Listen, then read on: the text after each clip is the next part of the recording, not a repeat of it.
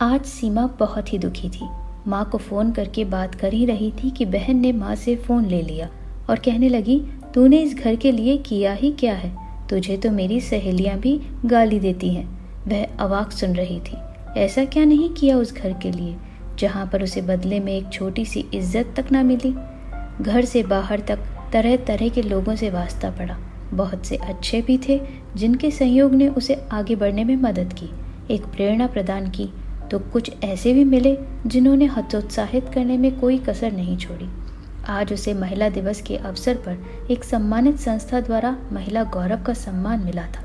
विद्यालय में उसने एक छोटी सी पार्टी भी दी, पर कुछ लोग बेमतलब ही जलन रखते हैं। उनमें से ही एक बोल पड़ी, अरे महिला गोबर सम्मान मिला है। फिर उसकी खास सहेली और वह दोनों हंसने लगी। किसी ने कविता सुनाने की बात की तो उसने फिर मजाक बनाया। यही नहीं, सीमा की सहेली बनने वाली ने तो उससे बात करना ही बंद कर दिया। किसी ने उससे पूछा कि सीमा कहाँ गई है।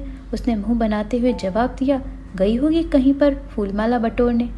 ये बात सुनकर सीमा अवाक सी रह गई। इस दुनिया में सभी आपको सम्मान दें ये ज़रूरी नहीं है, और ऐसा होता भी नहीं है। आप जब तक किसी के लिए कुछ करते हैं तब तक वह हाँ भी कह देता है, किंतु जैसे ही आपने उसे कुछ देना बंद किया तुरंत एक ही यही जवाब मिलता है, तुमने मेरे लिए क्या किया? कुछ भी नहीं। ये जवाब कान में पिघले हुए शीशे की तरह पड़ता है, जो दिलो दिमाग को चीर कर रख देता है। उसे अपना बचपन याद आ रहा था। कितनी कठिनाइयों से उसने अपनी पढ़ाई पूरी की थी। बचपन में सीमा एक दुबली पतली कमज़ोर सी लड़की थी। ज़्यादातर वह अपने तबीयत से ही लाचार थी। वह अपने भाई बहनों में सबसे बड़ी थी। पढ़ाई उसकी प्रमुख ख्वाहिश थी, सो घर के काम के बाद बीमारी, हालत और अपनी शारीरिक कमज़ोरी के बावजूद वह पढ़ाई में ही लगी रहती थी। दीन दुनिया से उसे कोई मतलब नहीं था, यहाँ तक कि किसी विवाह शादी में भी शिरकत नहीं करती थी। यही आदत उसको धीरे धीरे अल्पभाषी व आत्मकेंद्रित बनाती चली गई। सीमा के पिता काफ़ी अच्छे पद पर कार्यरत थे, किंतु वे पूरे माह नौकरी पर नहीं जाते थे। 15 दिन नौकरी पे तो 15 दिन गंगा जी के किनारे साधु सन्यासियों के बीच गुजारते। जो पैसा मिलता उससे किसी तरह घर गृहस्थी की गाड़ी बस खिंची रही थी।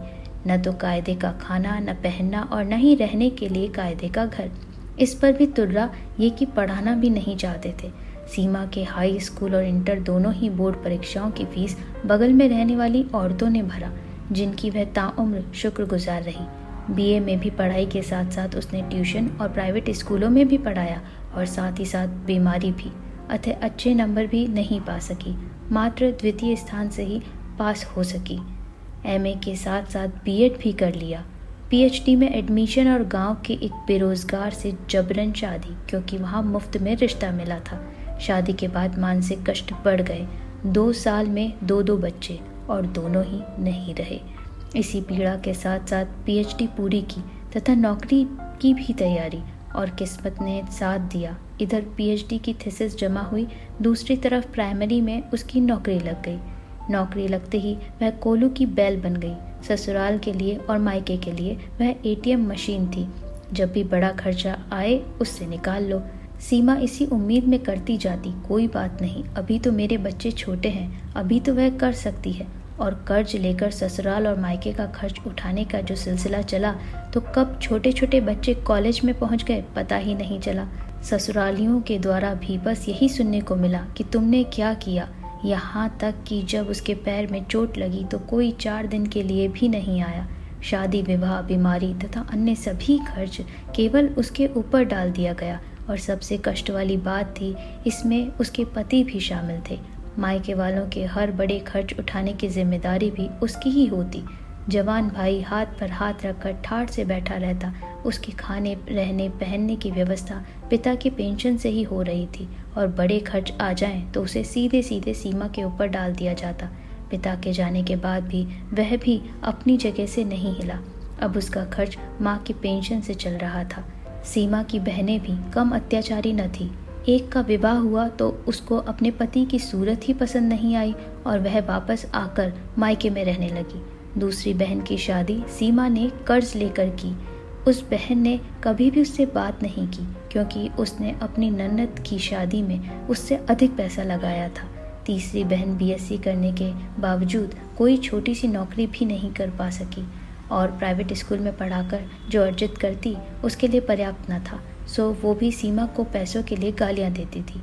माँ की इच्छा पूर्ति के लिए उसने कर्ज लेकर गांव में एक मकान बना दिया।